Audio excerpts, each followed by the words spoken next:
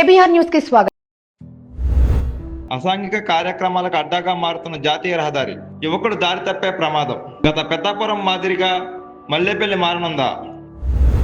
పెద్దాపురం దర్గా centre area అంటే గతంలో అసాంఘిక కార్యకలాపాలకు అడ్డాగా ఉండేది. అప్పట్లో పెద్దాపురం ఎస్ఐ వైఆర్కే శ్రీనివాస్ అసాంఘిక కార్యకలాపాలపై కొరడా దులిపించి పూర్తిగా నిర్మూలించారు. అదే మాదిరిగా గండేపల్లి మండలం మల్లేపల్లిలో టీ పాయింట్స్, నివాస గృహాల మధ్య అసాంఘిక కార్యకలాపాలు విచ్చలవిడిగా కొనసాగుతున్నాయి.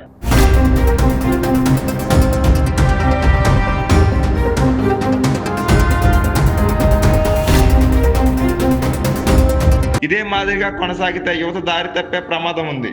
గత్యంతరం లేక కొంతమంది ఒళ్ళు అమ్ముకొని జీవిస్తున్నారు. అయితే వారి దీనస్థితిని అడ్డు పెట్టుకొని కొంతమంది వారికి సపోర్టుగా ఉంటామని వారి కష్టాన్ని కూడా దోచుకుంటున్నారు. వారికి అండగా ఉండి అన్ని చూసుకుంటామని జాతీయ రహదారి ప్రక్కనే నివాస గృహాల్లో వారిని ఉంచి అసాంఘిక కార్యక్రమాలు నిర్వహిస్తున్నారు. ఒళ్ళు అమ్ముకొని తెచ్చిన సంపదలో 50% ఆ మహిళల దగ్గర నుండి దోచుకుంటున్నారు.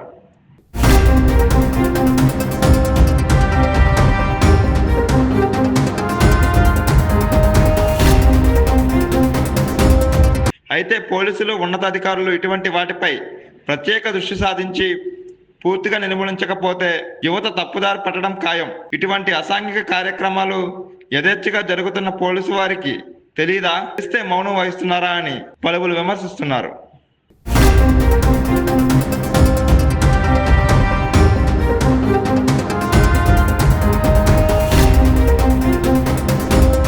మహిళలను పావులుగా వాడుకుంటున్న కొంతమంది బ్రోకర్లపై పోలీసులు, ఉన్నతాధికారులు కొరడా జుడిపించాలని పలువురు గ్రామ ప్రజలు కోరుతున్నారు. అదే మాదిరిగా ఇటువంటి వృత్తిలోకి వచ్చిన మహిళలను ప్రభుత్వం ఆదుకొని వారికి చిరు వ్యాపారాలు చేసుకునే ఏర్పాట్లు చేసి వారికి ఆ వృత్తి నుండి విముక్తి కలిగేలా చూడాలని పలువురు వ్యాఖ్యానిస్తున్నారు. ఇప్పటికైనా పోలీసులు, ఉన్నతాధికారులు అసాంఘిక కార్యకలాపాలు నిర్వహిస్తున్న బ్రోకర్ బాబులపై చర్యలు చేపట్టి మహిళల ఉపాధికి ఏదైనా ఉపాధి కల్పించే చర్యలు తీసుకోవాలని కోరుకుందాం.